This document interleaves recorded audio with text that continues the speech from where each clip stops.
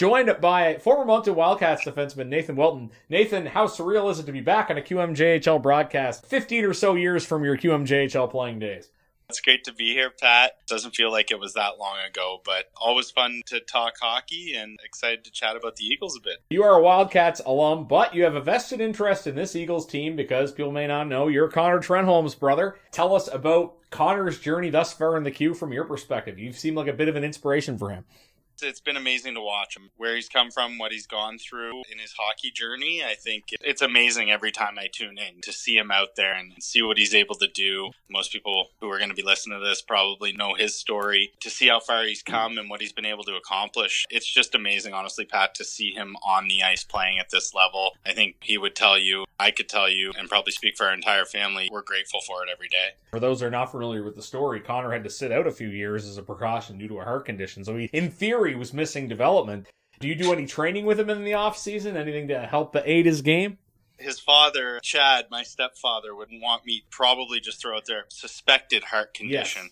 Yes. We always like to get that piece in there because it turns out there was never anything wrong. It was just precautionary, but those are the kinds of things that you don't take chances with. It was always, we're going to do what we need to do to make sure that he's supported and we're making the right decisions. And ultimately coming back from that, he's been able to get to where he is now. I think I've skated with him once in the last 5 years or so and realized after beer league is the place for me pretty quickly. Myself and my wife both have kind of backgrounds in sport. I took kinesiology in university and did some personal training, strength conditioning, stuff with Valley Wildcats, mid to AAA and Bantam AAA players back 10 years ago now. And Connor, he'll tap into us for advice and thoughts on nutrition and different stuff at times. And I would say my wife's better at that than me at this point. He's got his trainers and that sort of thing, and they're excellent. I don't know too many people that I would be comfortable saying work harder than he does in the off season. After missing some of that time, he knows what it takes and what he needs to do to be able to play at this level and to get to the next level. And I can say for a fact, I've never had a work ethic that is anywhere near what Connor has. And I wish I had, probably. Maybe things would have worked out a little differently for me in that case. But he's got the height, too, that I never had.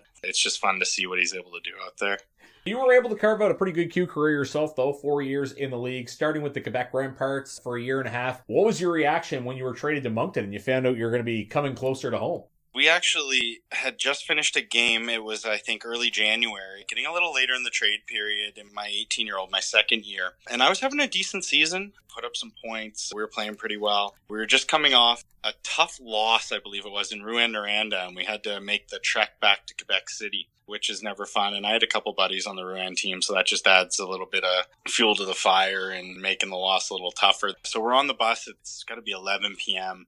heading back to Quebec City, and the coach comes back and called me to the front of the bus. And at that time, it was him and Patrick Wall was there and the assistant coach, and sat down with them, and the coach and Patrick both kind of looked at me and they're like, we'd like to trade you to Moncton. And I actually had a no trade clause. Didn't have to accept it, didn't have to go, but they kind of said, here's what they're giving us for you. It's a chance for you to go to a team who's going to be hosting Memorial Cup next year, closer to home, etc. If you're up for it, we think it'd be great for everyone. And you're in between cell service and phones weren't quite as prominent then. I think I had a little flip cell phone. Got on the phone with Chad, actually. It was my first call. And I said, here's the deal. They want to trade me to Moncton. He said, well, what do you think? And I said, sounds pretty good to me. I mean, they're hosting Memorial Cup next year.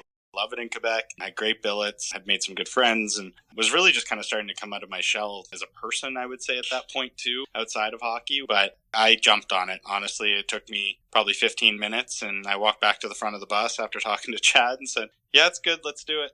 I think we got home at 3 a.m. that morning to Quebec City. I got back to my billets and I slept for maybe 6 or 7 hours. I got up, I packed everything into my little 2001 Honda Civic. I took off and drove to Moncton. I went to my billets in Dieppe, who was excellent. We've stayed very close, basically family at this point. I spent the first night, got up and went to the rink first thing the next morning and got all my gear and everything together and was on a bus to play in Halifax that night. It was a pretty crazy turnaround, but all in all, honestly, Pat, I loved my time in Moncton. It's kind of always sort of been a second home since then for me. I spent a ton of time there in the summers, a lot of great friends there.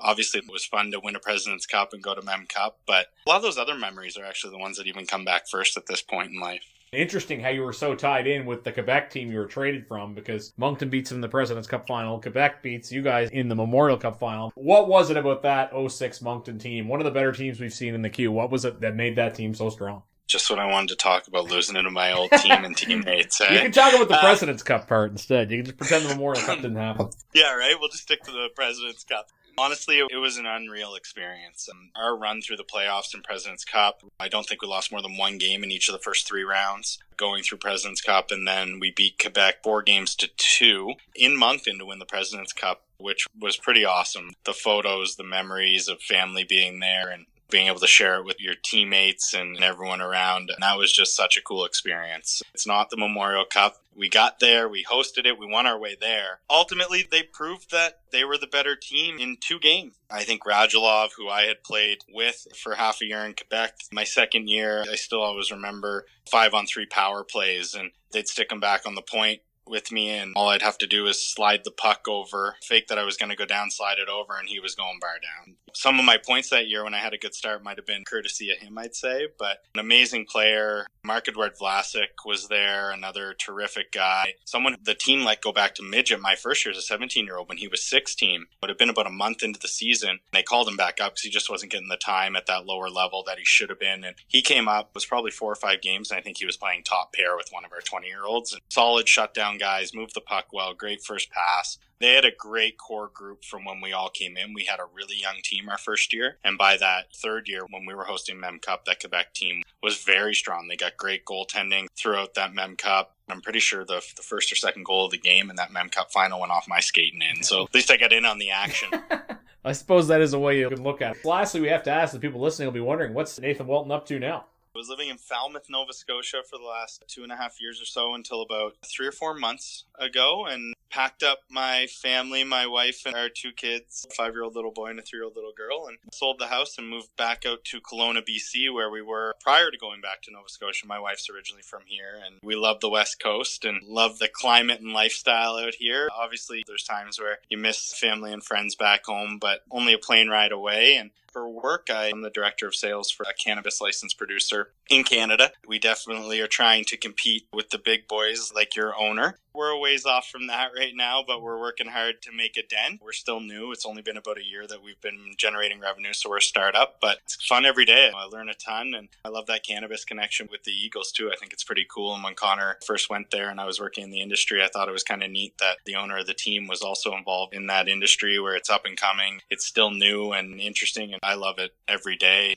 Just love being back in Kelowna. It's fun. As you said, just one of a number of things Erwin Simon has had success with on the business side of things. I think both Cats and Eagles fans will enjoy hearing from you. Nathan, thanks for this, and best of luck with everything going forward. Yeah, thanks a lot, Pat. I appreciate you having me on, and looking forward to seeing how the team progresses here. That's Nathan Welton joining us at the broadcast. Moncton Wildcats alum, but perhaps more of an Eagles fan these days. You're listening to the intermission of Uniglass Plus, Cape Breton Eagles Hockey, 1270 CJCB.